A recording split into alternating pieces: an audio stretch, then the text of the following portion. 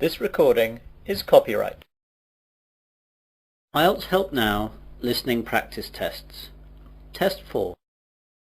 In the IELTS test, you hear some recordings and you have to answer questions on them. You have time to read the instructions and questions and check your work. All recordings are played only once. Now turn to Section 1. Section 1. You will hear a conversation between a man and a receptionist on the subject of joining a surgery. First you have some time to look at questions 1 to 5.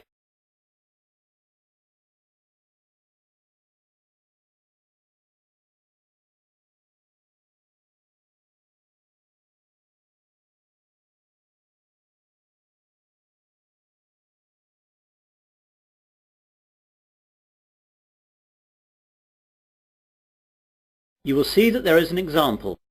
This time only, the conversation relating to this will be played first. Hello, I've just moved to Melbourne for a new job and I've been advised to register with a new doctor for my family and myself. I think that this surgery is the nearest one to where I live. What's the name of the road that you live in, sir? Dawson Road. So, Dawson Road is the correct answer. Now we begin. You should answer the questions as you listen, as the recording is not played twice. Listen carefully to the conversation and answer questions 1 to 5. Hello, I've just moved to Melbourne for a new job and I've been advised to register with a new doctor for my family and myself. I think that this surgery is the nearest one to where I live. What's the name of the road that you live in, sir? Dawson Road. Yes, that's in our area. Would you like to register with us now? Yes, please. Right, I'll just have to take some details. First of all, could you give me your name? It's Mike Jacobs. Jacobs. And your family? My wife's name is Janet and I have one little boy whose name is Rod. Ron? No, Rod. R-O-D. Good, that's fine. And what is your address here in Melbourne? 52 Dawson Road, Highfield, Melbourne. Highfield. Highfield. Good. And I'll need to know your health card number. It's NH871812C. What about my family? Oh, only yours for now. Do you know the name of your old doctor? It was Dr. Graham Mackenzie in Perth. Now, we've got 4 doctors here. There's Dr. Susan Larkins, Dr. Kevin White, Dr. James Nicholson and Dr. Linda Williams. Which one would you like to register with? Oh, I didn't think of that. Well, I think I would like a man as my doctor. I'll go for the last one. Was that one a man? No, that was Dr. Linda. How about Dr. Kevin? Yes, that will be fine. Right, Dr. White it is. Will that be the same for your family? Oh yes, my wife might not want a man as her doctor. Well, we'll leave it as it is for now, and my wife can change if she wants to. Before the conversation continues, you have some time to look at questions 6 to 10.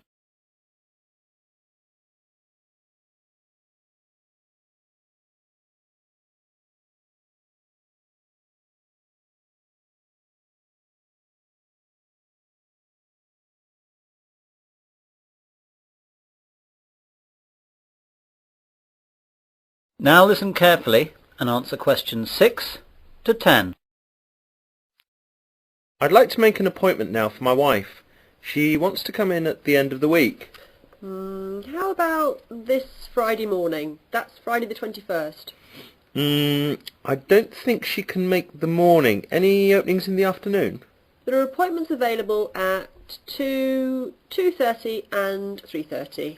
We'll take the first one, please. OK, that's done. Oh, and what shall my wife do if she wants to switch doctor? She can just give us a call here. Do you want to take the number down? Yes, please. It's 72539829. Can you give me your name, please? My name's Angela, but there are 2 other girls who might be on duty as well. Their names are Elizabeth and Rachel, but it doesn't matter who's on duty. Anyone can take care of it. Now, what do we do if we need to call out a doctor during the night? We've got a rotation system with the doctors in the area. There's a mobile number you can call and that'll get through to the doctor who's on duty. What's that number? It's 0506 759 3856. Got that. I didn't ask about any charges. Like all Australia, prescriptions have to be paid for at the chemist at the prevailing rate. Some things like vaccinations for travel and insurance report we make a standard charge for, and I can give you a price list for those. Consultations, though, are under the National Health Service, so they'll be free. Great. Well, that's all. Thanks and goodbye. Goodbye. That is the end of section 1. You will now have half a minute to check your answers.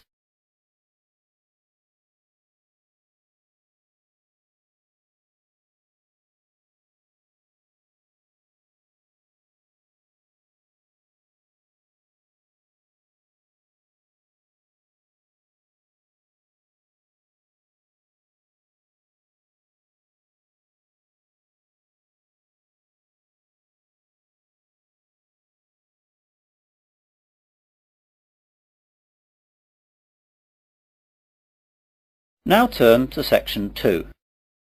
Section 2. You will hear a man giving a guide talk to new students at a university library. First you have some time to look at questions 11 to 16.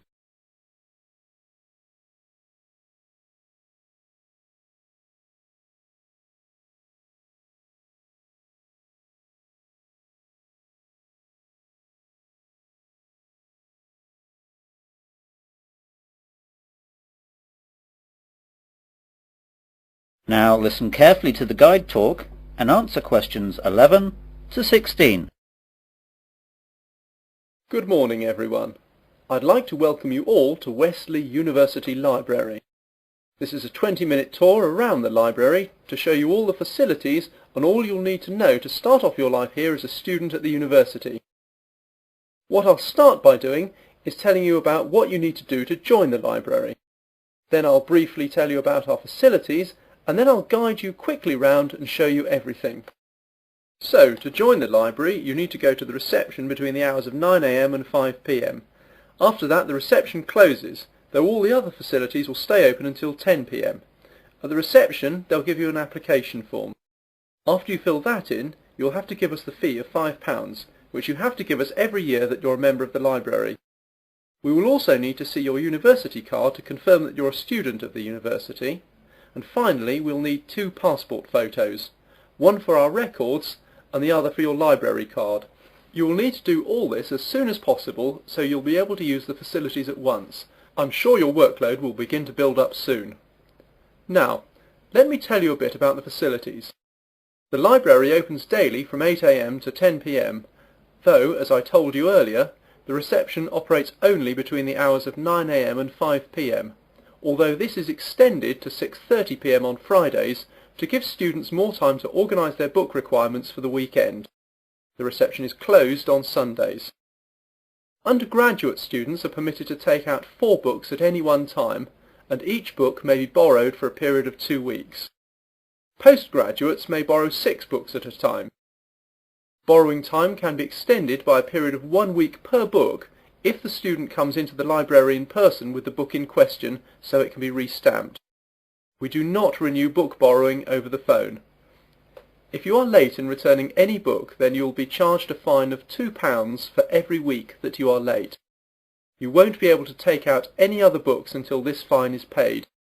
This is not a method of earning money for the library, but merely what we have to do to ensure that all students have access to all the books that they will need. You now have some time to look at questions 17 to 20.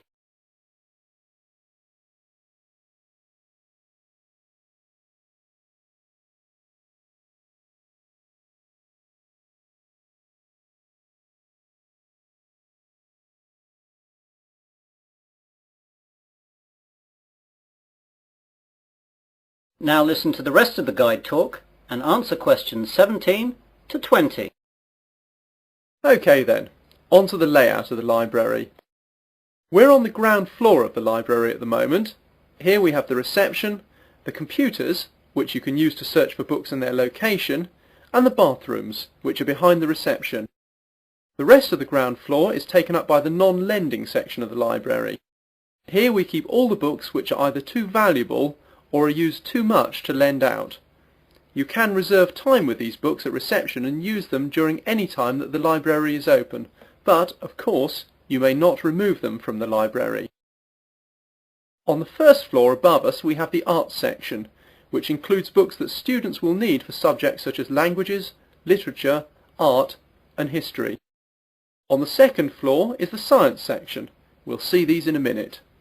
Of course, individual departments will usually have their specialist libraries in their buildings, though the computer catalogues here will list them so you know where to find everything, whether it's here or in the specialist libraries. Finally, in the basement we have the stack system, which contains the university collection of magazines and journals that we have collected and to which we subscribe. If there's anything that we do not have or that you can't find, please go to reception and let them know the details. The university operates a swap system with other universities, and we can arrange for volumes that we do not possess to be sent here on a limited loan. Well, those are the basic details about the university library. That is the end of section 2. You will now have half a minute to check your answers.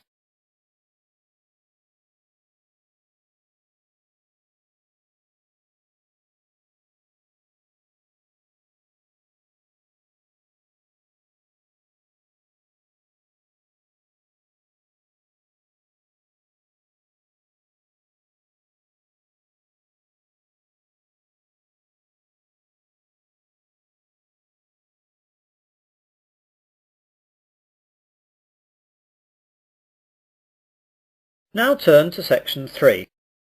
Section 3. You will hear a tutor and 3 students discussing their work.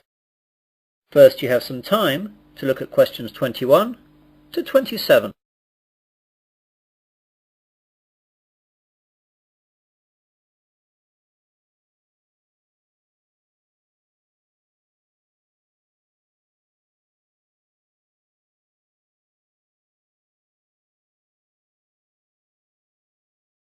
Now listen carefully and answer questions 21 to 27. Good morning everyone. Well, in today's tutorial we're going to discuss the essays that you have to submit by the end of next week. Some of you will have already started them, which is good, and if you haven't, well that's okay, but you'll have to get a move on. So, let's begin with you, Simon. What's happening with you? Well, I've made a start on it. I researched the background quite extensively last weekend, and I should get to the writing stage tomorrow with a bit of luck, and I'll get finished at the weekend. What are you writing about? I decided to look at the car manufacturing company Jaguar, examine the problems they had with reliability in the 1970s and 80s, how they dealt with it, and how it affected their marketing and sales strategy. That sounds pretty interesting. Any problems with that? At the start I had problems getting information from that far back, but after rooting around in the library I found some magazines which gave me information and also gave me references to find other stuff. It seems now the only problem is keeping to the 4,000 word limit. It just seems that I have so much to write about. It seems I'll need 5,000 or even 6,000 words to be able to cope. Yes, your essay title seems to me to be very wide-ranging. Would you think about cutting out part of it? How about looking at their sales and marketing strategy, but only mentioning the problems in the 70s and 80s and not going too far into it? That's a good idea. That will make it much easier to handle. By the way, how do you want us to hand in our work? Do you want us to drop in a hard copy to your office? You could do that, but I'd prefer it if you just emailed it to me as an attachment. You've all got my address. If not, give it to the secretary, clearly marked that it's for me. Right, Jennifer, how about you? I've not really got going on it yet, but I have decided on a subject. I'll try and do some research during the rest of this week, and I should get writing this weekend. Okay, what are you writing about then? I want to look into how supermarkets use market surveys to develop their products. Will you have enough time to find out what sort of things that the supermarkets do? You won't have much time for that. I should be okay. I've had a look in the stack system in the library and I found a magazine that surveyed all the UK major supermarkets and a trade publication that analysed the same things in Canadian supermarkets. Be careful about using their conclusions too much. The university takes a tough stance on plagiarism. Make sure you properly list where you get your information from in a bibliography and try and do your own analysis. Get going too, as that analysis will take a bit of time. Okay, thanks. You now have some time to look at questions 28 to 30.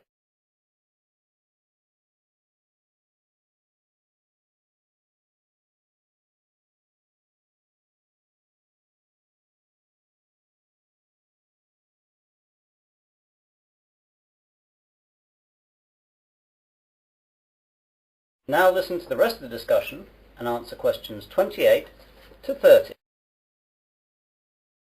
And Melanie, how is your work going?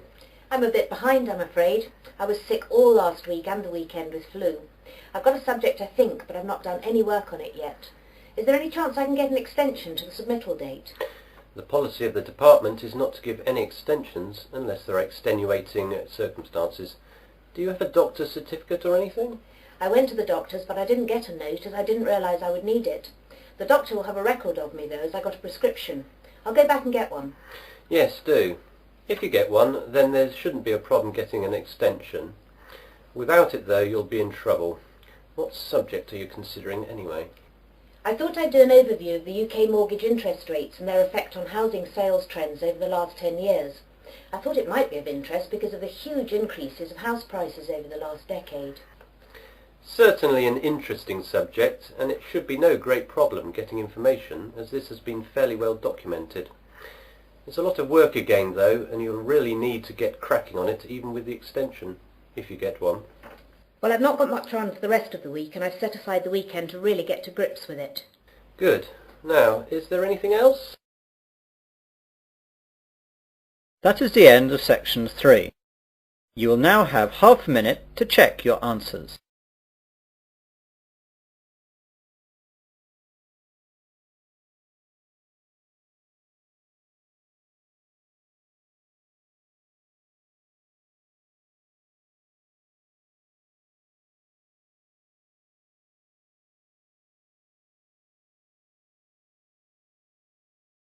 Now turn to section 4. Section 4. You will hear part of an Earth Sciences lecture. First you have some time to look at questions 31 to 40.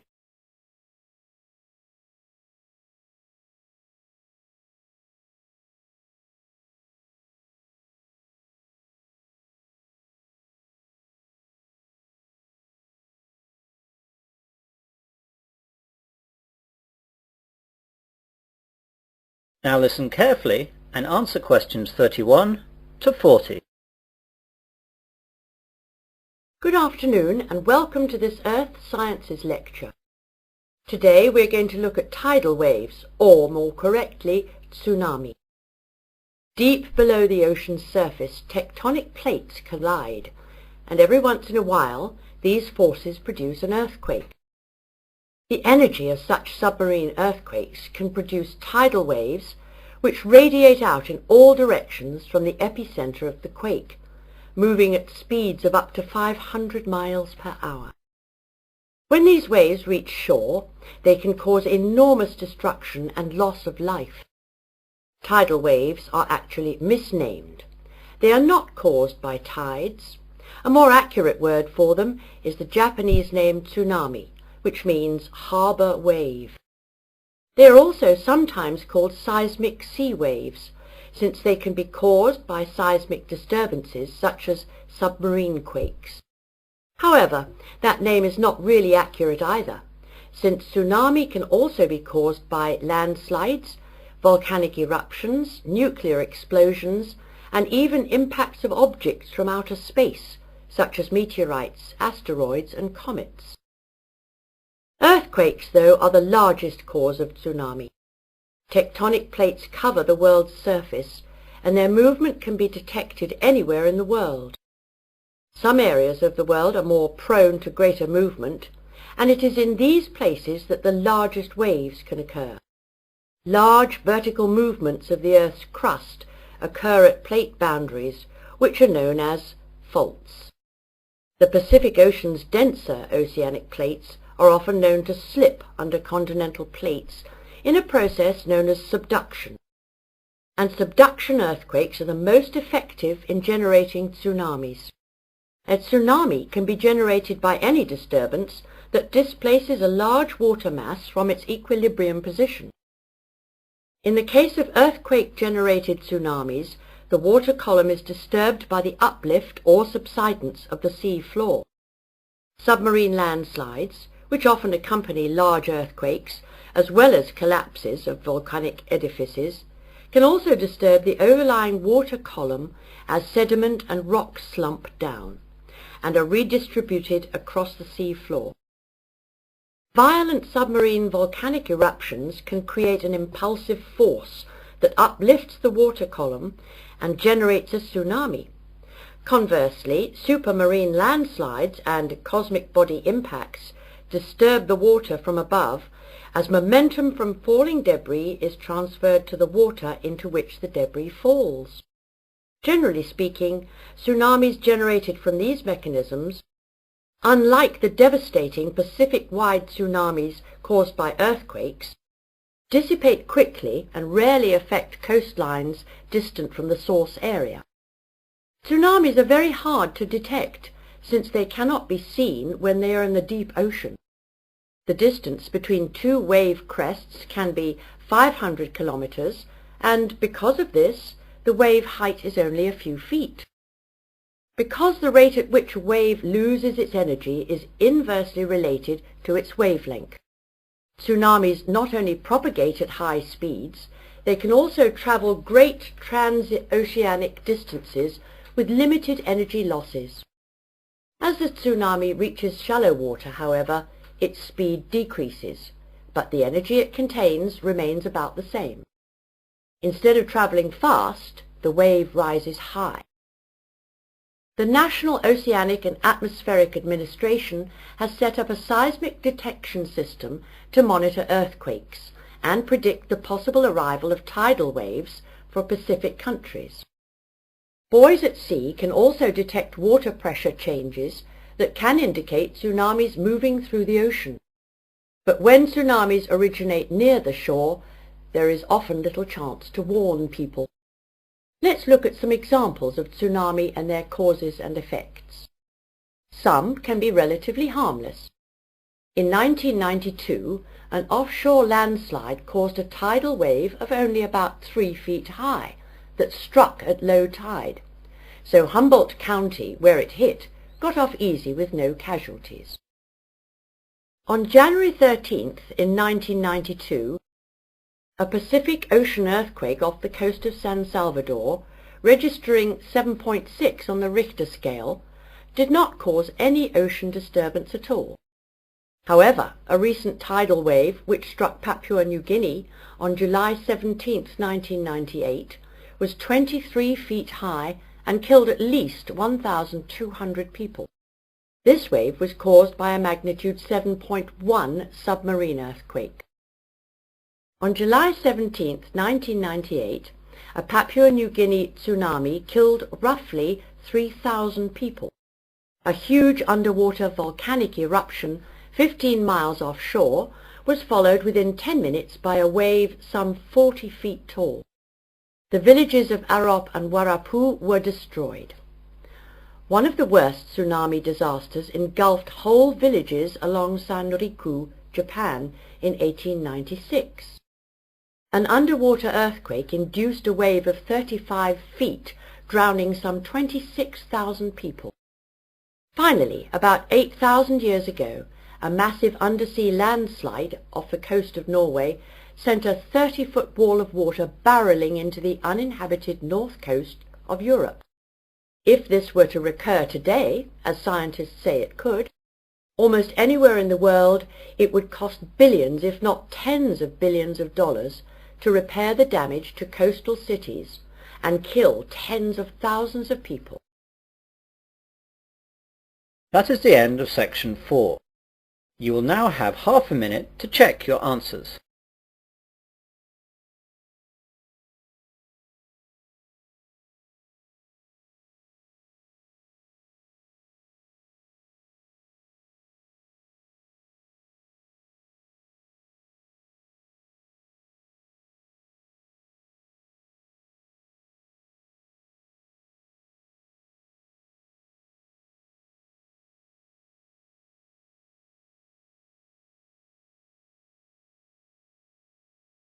That is the end of listening test 4. In the IELTS test, you would now have 10 minutes to transfer your answers to the listening answer sheet.